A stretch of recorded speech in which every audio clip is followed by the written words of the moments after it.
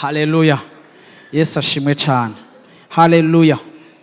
Abo twari kumwe kuri bonane twaravuze kuri teme y'uno mwaka, ariko no musi ndashaka ko introduisa message mvuga ngo umwana w'umuntu ni icaremwe kidasanzwe Imana yaremye. Imana yaremye umuntu. Ndaza guhagarara kuri Genèse chapitre 3 igihe Adam na Eva bakora icaha.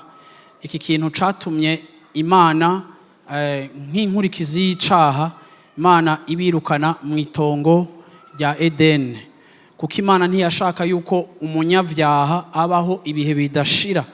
Imana iravuga ngo aba ko bamaze kumera nkatwe bariye kuri iki camwa cyo kumenya iciza n'ikibi, reka tubasohore kugira ngo ntibabeho canke ntibabeho muri eta canke ntibabe ivyaremwe eternel kandi bari muri eta do péché canke bari bafise statut y'ubunyavyaha. Imana ibakura mu itongo. Ariko kandi ndashaka kuvuga ngo iki kintu cagize inkurikizi, icaha cagize inkurikizi zagabanije uburyohe n'ubushobozi bw'umuntu, kuko umwana w'umuntu ingene Imana yamuremye. Imana yaturemye dufise inkomezi zidasanzwe. Iyi cerveau yanyu ifise capacité itari na exploiter ku ma pourcentage na makeya ashoboka ugereranije capacité yacu réelle. Imana yaturemanye.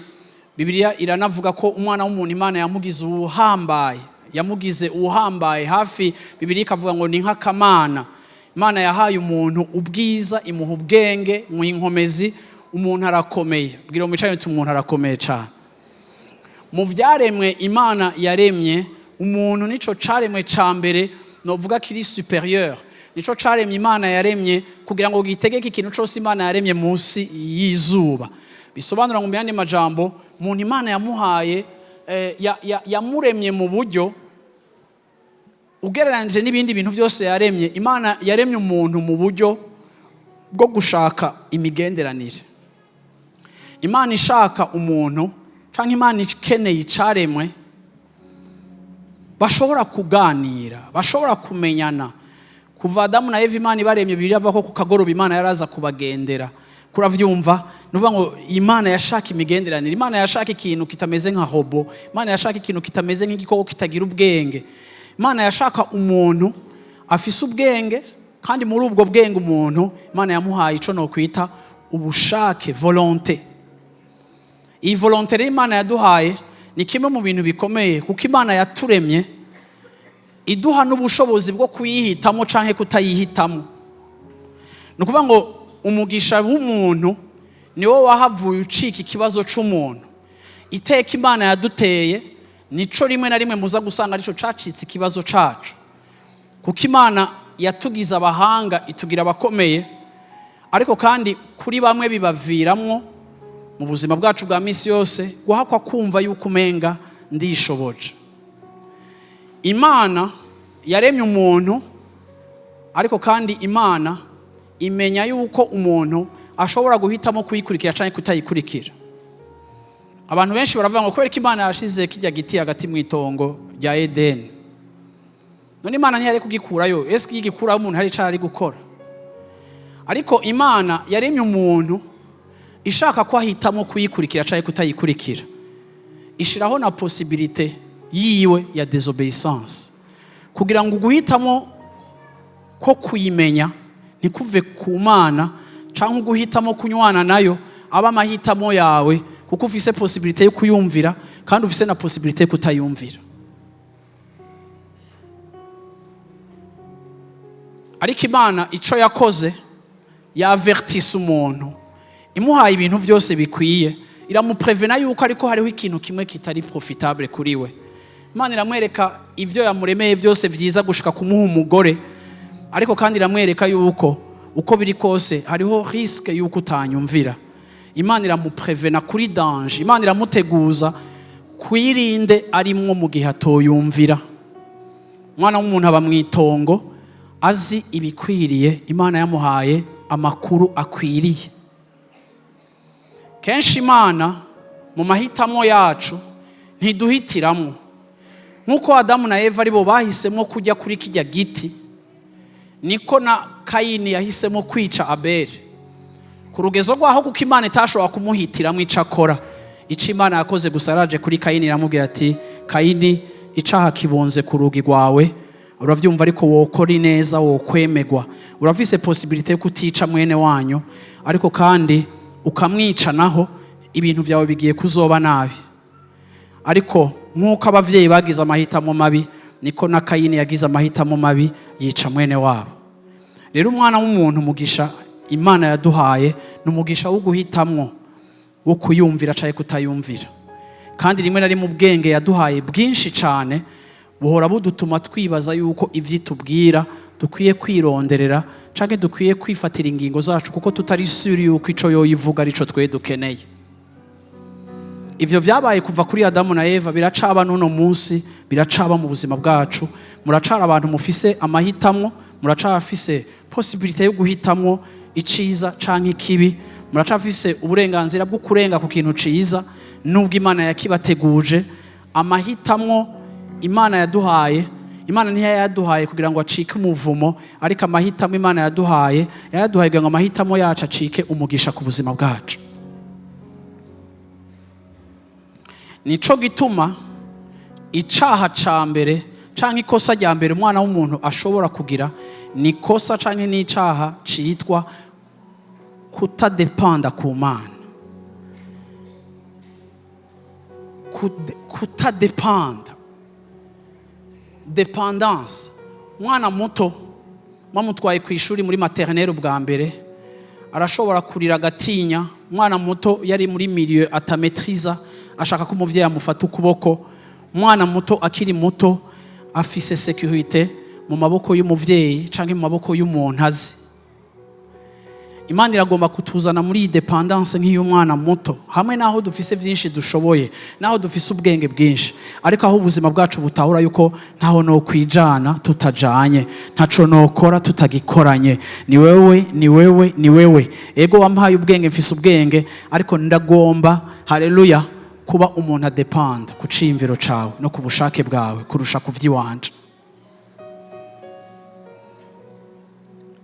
Iyo ni ikimenyetso cyo gukura mu gakiza. Adamu na Eva muri iki gice turiko turasoma haravuga ngo amaso yabo bompi arihweza, bamenya yuko bagenda amenya canke bagenda bambaye ubusa, bikorera ibibabi vy'umusikoni babikuramwo ivyo kwambara. Bumva ijwi ry'Uhoraho Imana agenda muri iryo tongo mu gihe c'akayaga ko ku mugoroba. Uwo muntu n'umugore wiwe binyegeza mu biti vyo muri iryo tongo ngo Uhoraho Imana ntababone. Uhoraho Imana arahamagara uwo muntu, aramubaza ati uri hehe? Adamu na Eva bamaze gukora icaha, ikintu ca mbere caje kitwereka yuko burya umuntu adafise ubwenge kurusha Imana, nuko bamaze gukora icaha baprenye canke bagize conscience, batakaje ubwiza, kandi bagira kumenya yuko ataco bafise ubwambure. Basanga umwambaro ubuzima bwabo bari bafise, umwambaro bari bafise wari umwambaro wubakiye ku migenderanire bafitaniye n'Imana. Iyo utakaje imigenderanire n'Imana urambugwa. Iyo utakaje ubusabane n'Imana urealiza, ubona nudité, ubona limite zawe, ubona ubwambure bwawe. Ntibari bazi yuko ico caha bakoze gishobora kugira inkurikizi nk'izo ku buzima bwabo. Bakibona ko bambaye ubusa, ikintu bakoze ngo barirukanze bagenda kwinyegeza, bagenda bakata ibiti canke ibibabi vy'igitoki, barabikatagura, baravyiyambika kugira ngo bagerageze kunyegeza ubwo bwambure, bagerageze kuhisha canke kunyegeza ubwo bwambure bahejeje kubona ko bafise kandi batahora babona ko bafise. Bibiliya avuga ko Imana ije ku kagoroba ngo isanga binyegeje. Ariko kandi nongere ko mvuge ngo impamvu yabo yo kwinyegeza, Bibiliya ivuga ngo babwiye Imana ngo twagize ubwoba. Bagize ubwoba. Ndashaka uhomarke iki kintu. Babwira Imana ko bagize ubwoba bw'ico kumbure yo bagira kuko bari gusa. ariko ntibagize regret, ntibagize kwicuza mu mitima y'ico bakoze. Adamu na Eva nta namwe uzobona muri Bible ko bigeze bihana, nta namwe ubona ko bigeze bahokonesa ikosa ryabo, ariko kandi mu gishingo cyo gukonstata yuko batakaje connection, batakaje entente n'Imana, bibateye kwambara ubusa. Ico bakoze bagiye kwinyegeza, bagerageza kwifabrikira, bagerageza kwitorera solution.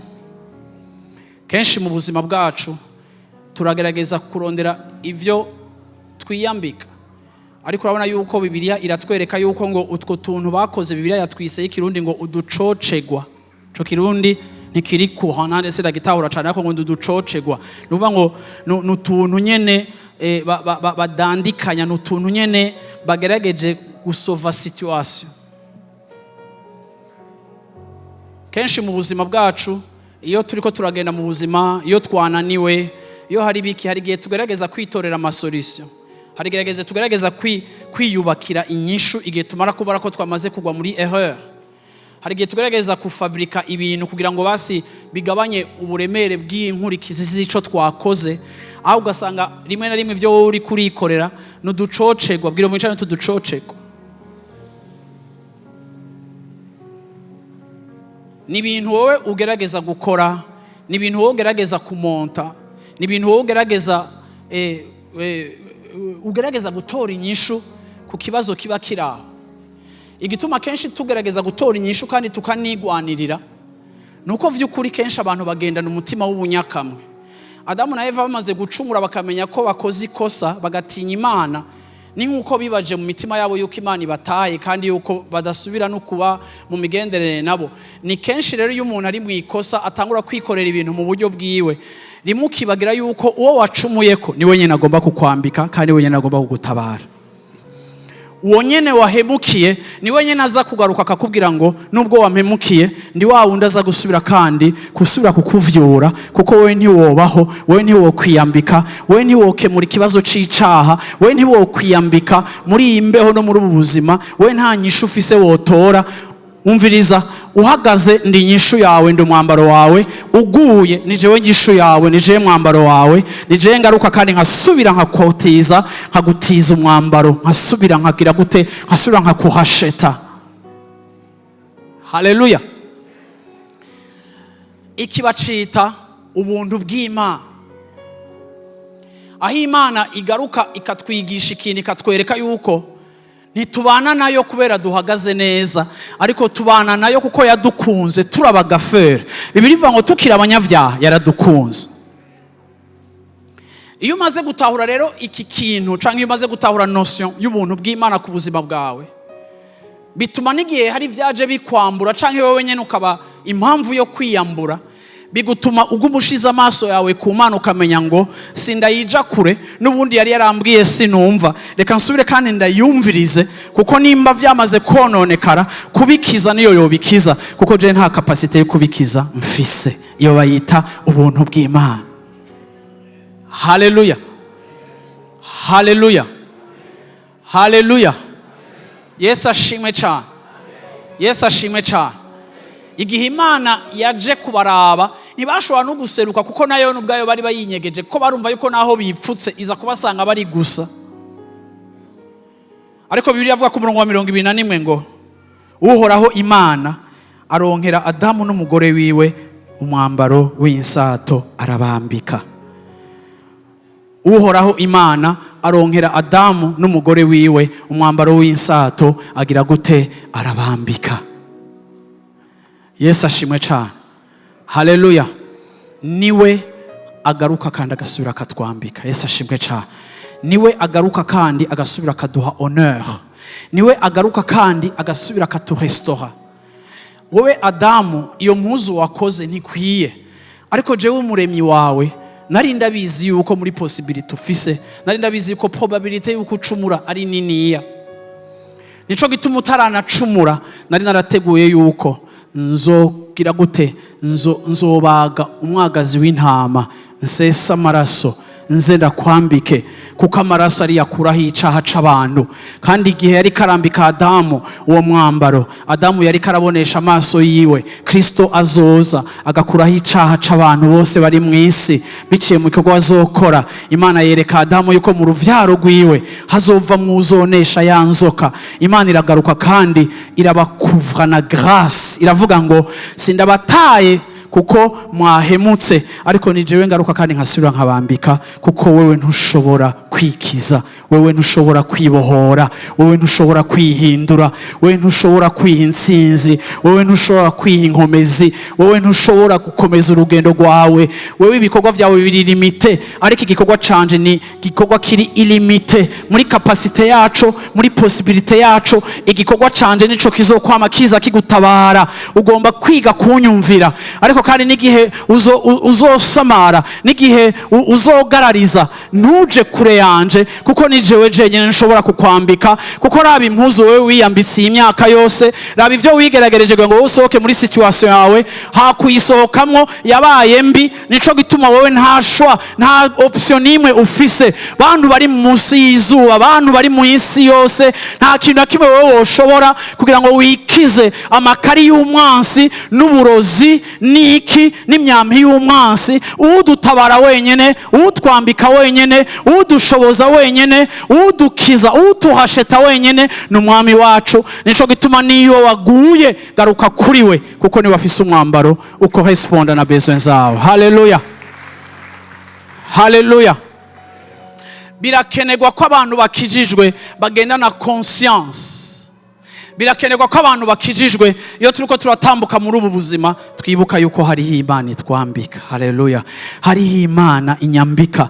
Haleluya. Birakenewe mu buzima bwawe muri uyu mwaka wa 2026 yuko utahura yuko iterambere ryawe n'ubuzima bwawe bw'uyu mwaka ntibuhagaze kuri promotion canke akazi keza uzoronka canke uzogira gute, ariko uhoraho ni wakwambika. Yesu ashimwe cyane. Ugomba gutahura yuko naho ama effort yawe afise ica gushobora kugushikanako, ugomba gutahura yuko arafise ahantu agarukira, ariko hejuru y'aho ama effort yawe ashobora kugarukira. Kandi igihe uri kurayafurnisa ntuyakora nk'umuntu ari wenyene, ntubikora nk'umuntu w'umunyakamwe, ariko ubikora ufise ukumenya neza yuko hariho n'Imana izogushoboza. Ego uyu mwaka muzokora, ariko Imana izobashoboza. Ego uyu mwaka muzopanga, ariko Imana yarahejeje gupanga.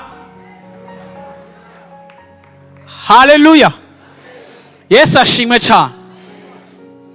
Ikintu ca mbere iri jambo ryo kwambika ritwigisha ubuntu bw'Imana. Ikintu ca kabiri iri jambo ryo kwambika ritwigisha ubushobozi bwa Mpwemu Yera. Igihe cyose Mpwemu Yera avugwa muri Nouveau Testament, Mpwemu Yera avugwa en rapport canke avugwa bagomba kutwereka ubushobozi buhora budushoboza. Mpwemu Yera niwe yashoboje Yesu kuba rurangiranwa. Mpwemu Yera niwe yasize amavuta Yesu agakora ibitangaza. Mpwemu Yera niwe yavuga ico iviro ca data Yesu akagikora. Yesu yaravuze ngo ntaco nkora data atakimbariye, ariko kandi communion ya Yesu na data yari au travers ya Saint-Esprit. Kandi Yesu yarabwiye n'abigisha be ngo ntihagire ico muja gukora ntarabarungikira Mpwemu Yera. Nuvuga ngo Mpwemu Yera ni kimenyetso c'Imana muri twebwe, ni kimenyetso co gushobozwa. Uyu mwaka ndagomba kubibutsa yuko Mpwemu Yera mu kimenyetso c'umwambaro arahari kugira ngo abashoboze guhangana n'ikintu cyose mugomba guhangana, kwa komplisa responsabilité zose, kurera abana, kwigisha abana, kuriha amashure, kuriha loyer izimvye, ivyo bintu byose, guhagarara n'Imana, kugenda mwumvira Imana. Ndagomba kukibutsa ngo Mpwemu Yera azogushoboza. Mpwemu Yera accompagnement yiwe imeze. Yesu yarabwiye abigisha, arababwira muri aya majambo, aravuga ngo nzobaha Mpwemu Yera, nzobarungikira Mpwemu Yera. Yesu ashimwe cyane. Mugomba gutaro yuko Mpwemu Yera Yesu yarabavugiye akoresheje ijambo sinzobasiga muri imfuvyi, kuko imfuvyi iri mu bantu bari vulnerable, kuko ibidafise bwa bufasha. Yesu akoresheje ijambo ngo sinzobasiga muri imfuvyi, automatiquement acarongera ko ngo nzobarungikira. Mpwemu Yera he is a helper, numufasha, nugufasha. simbayeho nkora igikorwa c'Imana nk'umunyakamwe, simbayeho nakomplisa canke ndangura amabanga yanje ayo ariyo yose njejwe ndi jenyene. Sinshobora gustressa mu buzima nk'uko umenga ivy'Imana iriko irampamagarira nzobikora jenyene.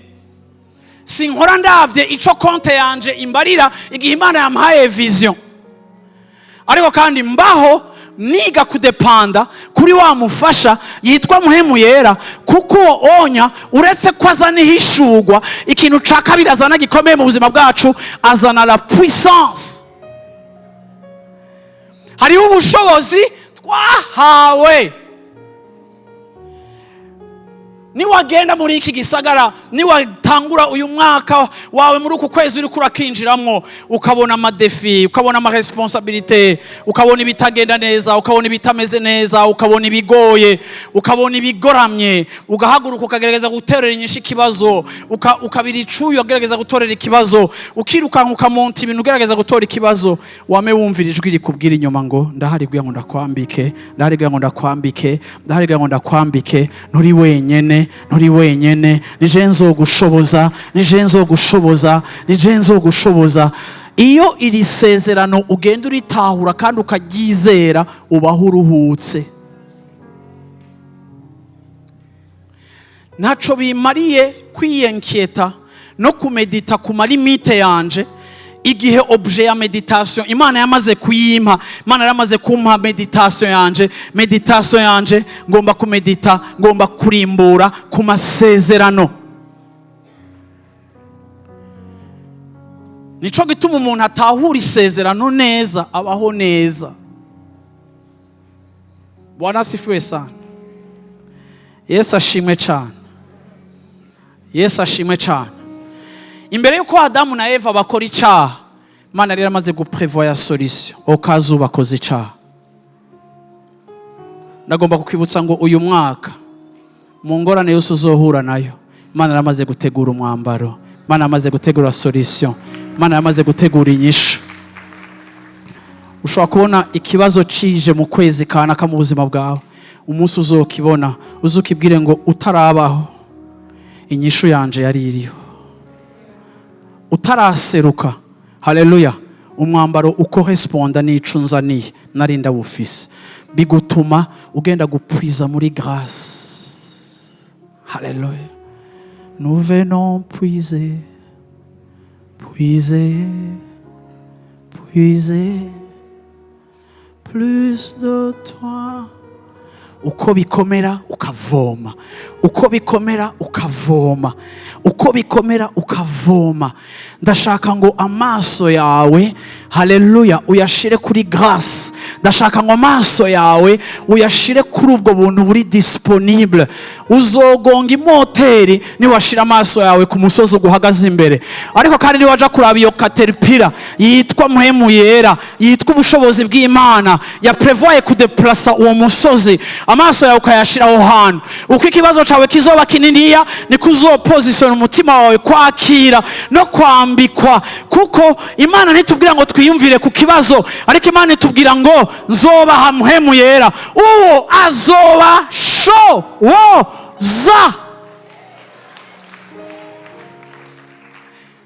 Bihagaze kugushobozwa, bihagaze kuri capacité. Igikorwa ca Muhemu Yera is to increase the capacity. Igikorwa ca Muhemu Yera nukukongerereza ubushobozi. Uvyutse mu gatondo uvuga uti Muhemu Yera increase. Utambuka ku mugoroba uvuga uti Mana duze. Umwana babuze ico yagwaye bagapima ibintu byose bagira gute, ukumvugira urabe, ukumva ubwenge buragiye, uvuga uti Mana wowe urabizi, wewe Mana urabizi neza, ubizi byajya, wewe ubizi byose. Yumva iyo ndirimbo mwe nayo muze. Yesu ashimwe cyane. Haleluya. Bwira mwishanya ati wewe Mana ni gute, ni mukamfasha akantu kava gute, ni wewe ubizi Mana, ni wewe ubizi Mana, ni wewe ubizi Mana. Aha, wewe ubizi Mana, ni wewe sinzi vyose, sinaprevoye vyose, sinapanze vyose, sinanditse vyose, sinimviriye kuri vyose. Hari ivyansize, hari ibigize gute, ariko sishobora guhagarara ngo ni blaming yuko hari ivyansize, kuko naho vyansize binyibutsa ko ndi umuntu, ariko kandi nkibuka yuko naho vyansize wewe ntiyasizwe, numufasha, aramfasha. Ya haleluya, aramfasha. Haleluya. Bwana sifiwe sana. Nimesema Bwana sifiwe sana. Mmenisikia nimesema Bwana sifiwe? Aha. Ya. Umufasha, bwira umucaye tumufasha. Mbwira uti ntiwikorere uduhuzo. Ariko shira amaso kuri wakubwira ico yateguye. Yesu ashimwe cyane. Kuko we wakwambitse ziragukwira, sudushwashwara. Sudushwarara twatwe uducocoro. Uduco. Suducocegwa. Ni abima. Ni kwambikwa. Bakabona urarenganye ngo aracabaho. Babate yavyutse, yasuye muri sirikirasi. Yatwambitse. Yakwambitse. Wasuye muri sirikiraso nyene. Haleluya. Byari ibyo kuguhitana ariko ntivyaguhistanye, kuko aradugije amaboko arakwambika. Haleluya. Haleluya. Nico gutuma iyo tumushinga intaye ntituba tumubesheye, tuba tuvuga ivy'ukuri, kuko hari haba yadukuye atakintu kimwe coshobora kudukura. Haleluya.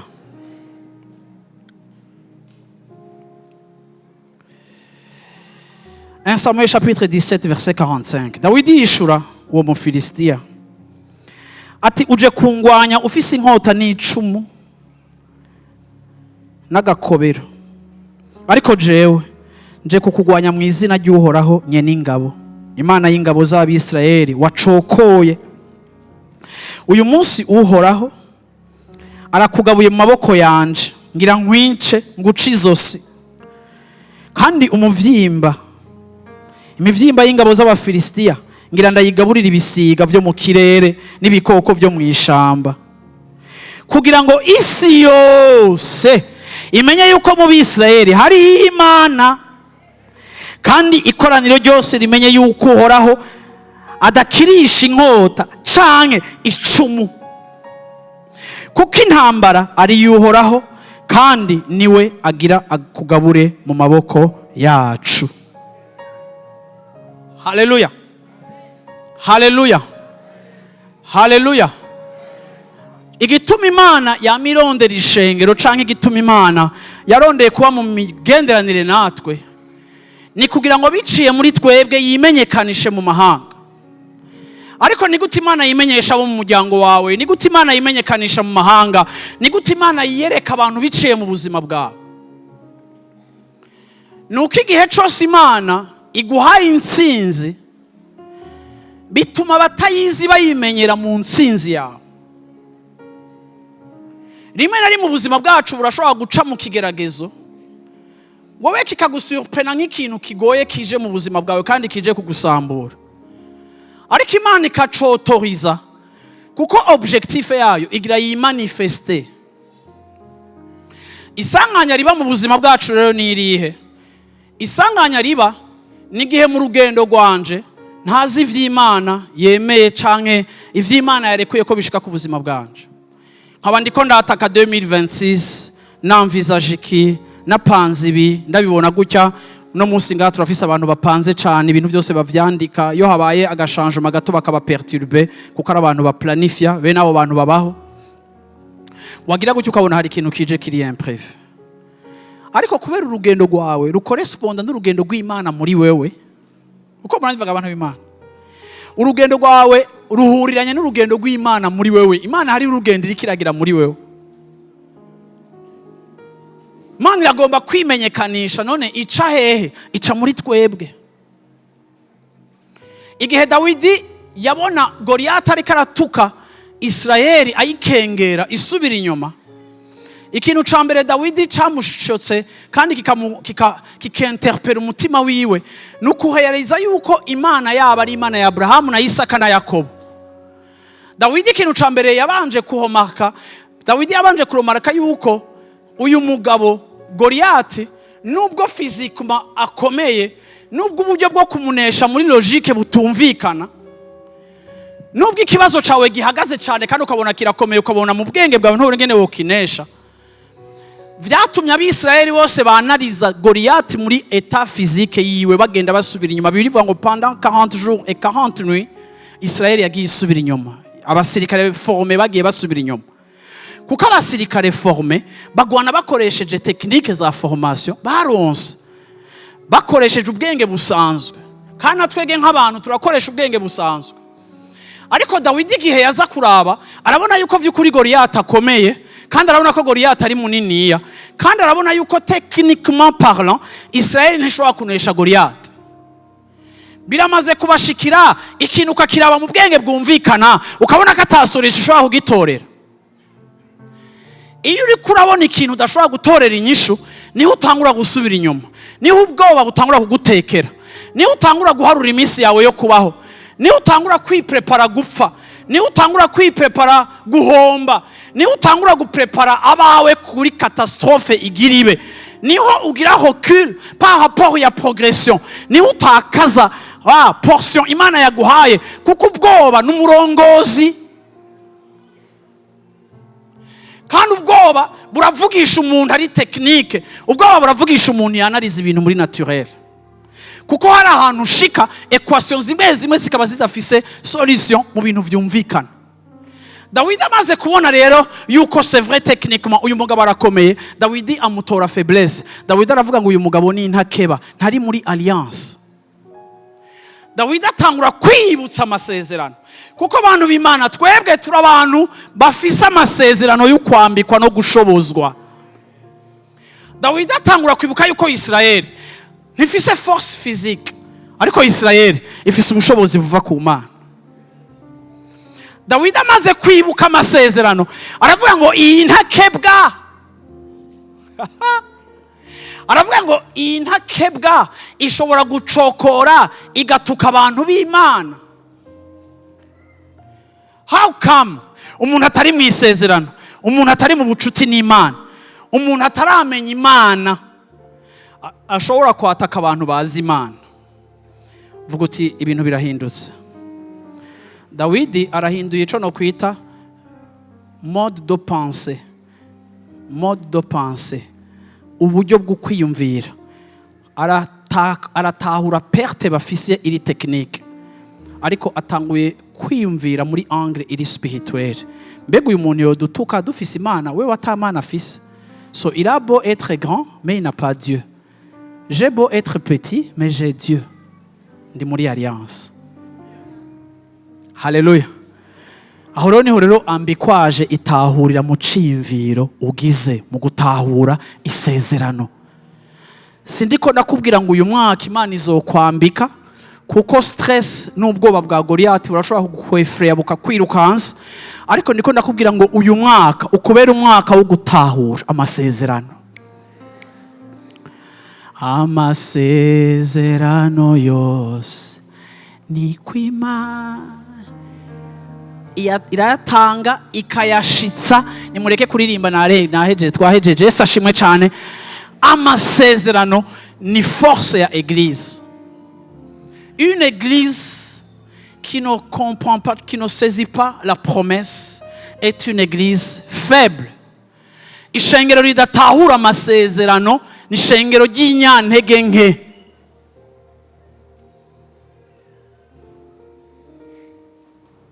Kuko hari ibintu byinshi utonye explica mu buzima bwacu, ariko biri spirituel.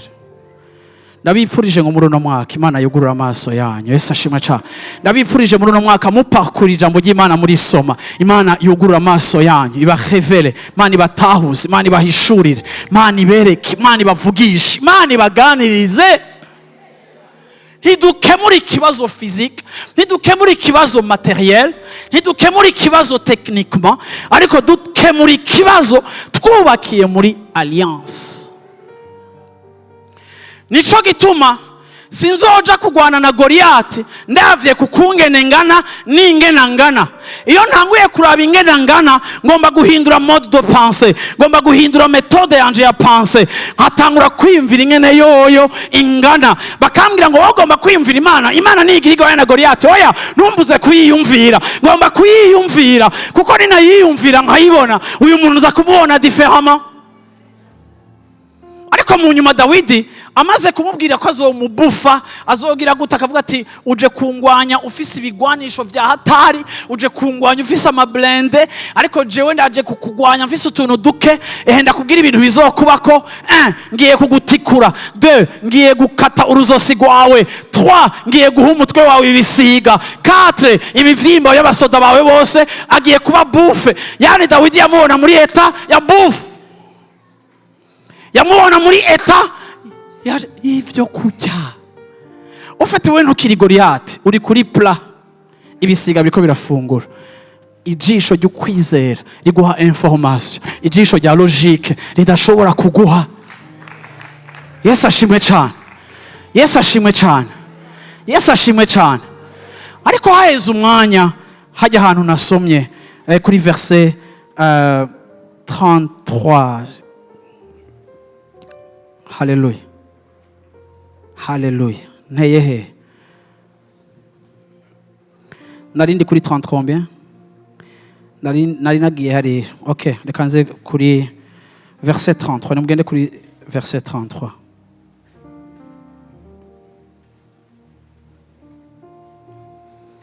Verset 33. Sawuli yishura Dawidi ati ntiwoshobora kuja kugwana n'uwo Mufilistiya kuko ukiri umwana. Ukuranyumva? Ariko we yamenyereye kugwana uhereye mu buto bwiwe. Warubizi Sawuli yari umuntu, yari umwisirayeli, yari umuntu azi amasezerano y'Imana. Ubwo Imana yamugize umwami ari umwana, ariko mu kanya gato yibagiye ko nawe Imana yamugize ico yamugize yari umwana. Kuko iyo Imana yagutoranije ntihagarara kuri eta yawe na stature yawe. Imana yagutoranije bihagarara ku mwambaro wawe yakwambitse. Nuvuga ko mu mwanya muto Sawuli il a pu oublier ico Imana yamugize. Atangwe kubwira Dawidi c'est point faible, atangwe kumuvana mu kwizera. Wowe uri umwana muto kandi uyu mugabo afise expérience de combat. Toi tu n'as pas combattu mon bébé. Bébé, uravyumva? Umupetera mwishwa kuri verset 36.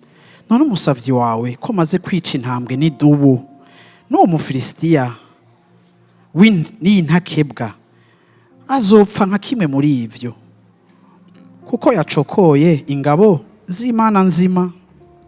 Haleluya, haleluya, amen.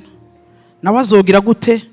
Nawe azopfa, nta kabuza, nawe azopfa kuko erreur yagize. Erreur, vuga uti erreur. Yacokoye abantu b'Imana. Bwana sifiwe sana, Bwana sifiwe sana. Haleluya, haleluya. Dimanche kuri bonane, bambe kuri bonane para dimanche kuri bonane, naravuze ingene Dawidi Sawuli yamwambitse ibihuzu vyiwe. Vuga uti ibihuzu vyiwe. Jenga ndabafashe ku refreshisa kuri iki kintu. Sawuli n'umwami ntiyigeze aja kugwana na Goliyati. Igihe Dawidi yipopoje kuja kugwana, Sawuli aramupropoje ati reka basi ndakwambike. Yamuhaye ibintu bibiri. Yamuhaye umwambaro wiwe w'icuma, amuha inkota yiwe, amuha n'igitsibo ciwe. Ariko ibi bintu Sawuli uri kuranyambika, wewe muri position yawe nk'umwami, iyi myambaro ntiyaguhaye kunesha Goliyati. Uri kunyambika impuzu wambaye, ariko malgré ko umaze igihe uzambaye, wewe ntibigeze unesha Goliyati ko wambaye izi mpuzu. Jewe namaze kuvuga ko ngiye kugwana, ariko mu bisanzwe jewe burya ngiye mu kwizera. Kuko uyu muntu namaze kubona ko force yiwe ihagaze mu byo yambaye, ariko nanje namubwiye ko nje kumugwanya mu izina ry'Uhoraho. Au fond jewe Dawidi mu kwiyangaja sinari na entrepreneur yuko wewe umwami uza kunyambika, sinakonta ku mpuzu zawe. Iki gikorwa igihe wewe wagitangura, igihe Imana witaba umuhamagaro, ntiwakonta ku bantu bazogufasha. ariko kandi ukagera ahantu ukumva umengo ugomba kandi kugaruka kudepanda ku bintu tugeze udepandako. Sawuli aramubwira ati vyambare.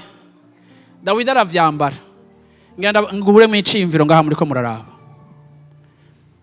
Umwami baha inkota y'umwami, umuntu baha inkota y'umwami, bagaha inyambaro y'umwami, bagaha n'igitsibo c'umwami, yaba yimiswe nk'umwami. En d'autres termes, Dawidi, Sawuli yarahejeje kumugira umwami mu nyambaro. Mu yandi majambo, Sawuli yarahejeje kudemisiona. Kuko izi mpuzu zarepresenta position, zikarepresenta autorité, zikanarepresenta gloire y'umwami. Ariko raba yuko Dawidi yamaze gusigwa amavuta yuko uzoba umwami, ariko ataraba umwami, umwami asanzwe amugwanya, amugiza umwami mu kumwambika impuzu ziwe. Ariko ntazimwambitse kugira ngo amugire umwami, ariko azimwambitse kuko ari kaza gukemura ikibazo wewe atashoboye gukemura. Aravuga ati nimba bisaba gukura icubaro canje nkakiguha, ndakiguha kugira ngo ukemure ikibazo je ntariko ndashobora gukemura. Ariko prophétiquement parlant ariko arademisiona kandi ariko aragira ibimenyetso, kuko ubwami bwa kijya gihe ibintu byose byari bihagaze ku bimenyetso.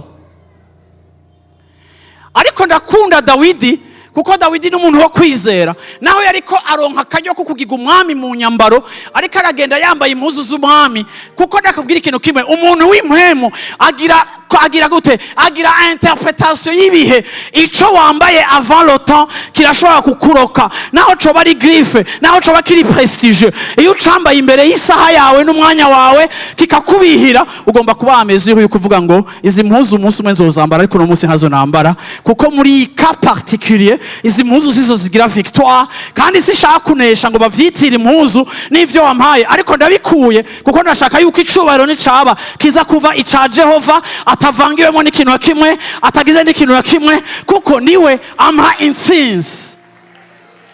Aravuga ngo ibi bihuzu ndabikuye, yambura impuzu, asubiza inkota, agira ibintu byose, agenda ari petit.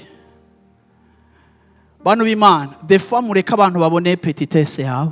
Apana petitesse, reka abantu babone intege nke zawe, kugira ngo nibamara gukonstate ko vy'ukuri intege nke zawe ziri réel. Reka kunyegeza intege nke zawe, genda muri vulnerabilité yawe, genda ukumeze uko Imana yavuganye na wewe, genda mu kwizera, kugira ngo nihaza intsinzi ntibayitire ibikoresho wagiye ufise, ariko bayitire ukwizera, kuko wagiye mu kwizera. Kandi bihe Imana icubahiro, bivuga ngo nta kuntu vyari gushoboka ko akagahungu gakubita kijya kigabo hasi, ariko kakubise hasi kubw'Imana. Imana yacu irakomeye, vyubaka ukwizera ku bandi, kuko iyo ugiye wambaye ibitari byo bikaguha victoire, binyegeza icubahiro c'Imana. Cyo gituma Dawidi yavuze ati ibi ntavyo ngena nambaye, kuko atashatse yuko gloire yiwe canke atashatse kuhopoza kuri abima humain ica abantu bamwambitse, ariko yagomba ko force yiwe resida mu kwambikwa n'Imana yonyene. Yamurungitse yambaye iki? Yambaye isezerano. Ntimuzoba muri mwenyene, nzoba ndi kumwe namwe gushika ku mpera y'isi, nzobana namwe mw'isi, muzohura n'amarushwa menshi, ariko ndi muremwe, naragize gute? Narandesheje. Haleluya. Nzobana namwe gushika ku mpera. Umviriza, dufise isezerano ryo kubana no kugendana n'Imana. Reka kwiga kuhopoza ku bintu abantu bubakira ku buzima bwabo, rimwe bagaferinga, rimwe bakaba desu, rimwe bagatakaza. Ngenda kubwire ngo hari abantu benshi bambaye ivyo uri kurarondera, ariko ntibigeze banesha intambara ya Goliath, kandi bari bafise ivyo bibaza ko ukeneye. Reka guplasa confiance yawe mu bintu canke muri materiel, ariko plasa confiance yawe muri Kristo Yesu ashobora kukwambika. Yesu ashimwe cyane, kuko nimba bo bataco vyabamariye, kubera iki wowe no munsi wo vyambara bikagira ico bikumariye?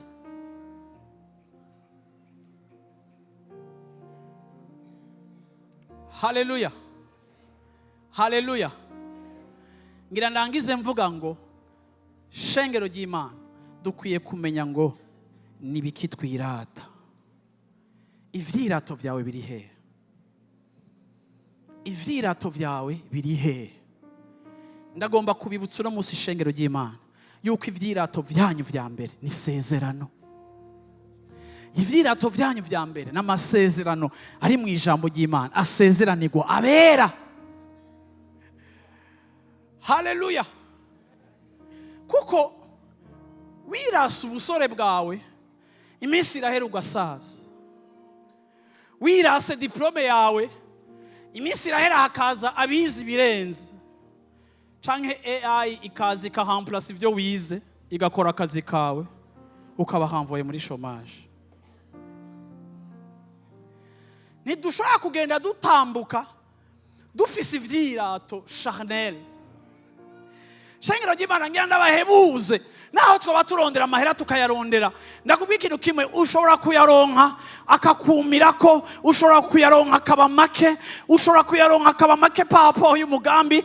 Bantu b'Imana nta kintu ndabibabariye, nta kintu na kimwe, nta kintu na kimwe, ndabivuze ngo nta kintu na kimwe, haleluya, gihagije kugira ngo tucubakire ku buzima bwacu.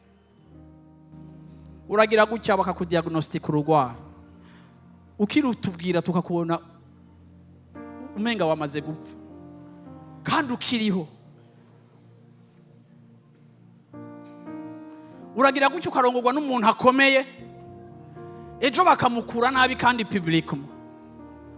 Uko mwahora musohoka mu ijipe mutambuka ugasigara uvuga ngo ndaza n'imodoka yanje. Why? Kuko aho yagejeje kuduzwa hejuru niho na shemi yageze gushika naho utangura kwinyegeza. Shengero ry'Imana ndavuye ngo nta kintu na kimwe kiri terrestre, nta kintu na kimwe kiri ngaha muri ubu buzima. Yemwe wowe uri kura poursuivre gishobora kuba gihagije kugira ngo kigufashe mu ntambara zawe zose nizihagaze imbere. Bashe jewe vuma ntaco mbona, Imana arangiriye ubuntu bwo guhura n'abantu, rimwe no guhura n'abantu mwibanga, rimwe no guhura n'abakomeye nkasanga bari plus malheureux kundusha. Kandi nahora nibaza ko jeboke muri ibibazo vyanje. Ndashaka kubikubwira, ndashaka kuguhebuza ngo ikintu conye n'ubuzima bwacu bwubakiye ko n'amasezerano. Kuko atubwira ngo nzokwambika, niwe abikora. Iyo rero ndiko ndakora mba numva umenga ni nk'akana kariko karafasha papa kwimuka. Iyo bariko baratera ububati bukomeye koko bagaha guterura ikuse kakumva ko nako reka karaparticipa. Iyo bariko barasiga irangi bagaha brosse ntoya bakagasiga igikoni kakumva ko nako karasiga. Natwe tumeze nk'abantu bariko barakora ivy'Imana, ariko natwe turakora ivy'Imana turiko dukora bike ugereranije n'ivyo wewe ariko arakora mwibanga. Haleluya. Niwubaka urugo rwawe, niwarera abana bawe, uvuge ngo Mana naho ndiko ndababwira ngo muze mugire ingeso nziza, ariko ndibuka yuko ari we urera neza. Jewe naho no babwira suko boca bumva, ariko yo batahuze bigatuma utabareresha ubwoba, ariko babareresha ukwizera. Kuko muri contribution yawe ntoya urazi ko ari uruhara runini yagw'Imana.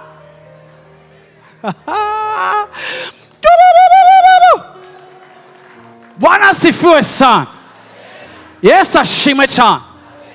Yesu ashimwe cyane.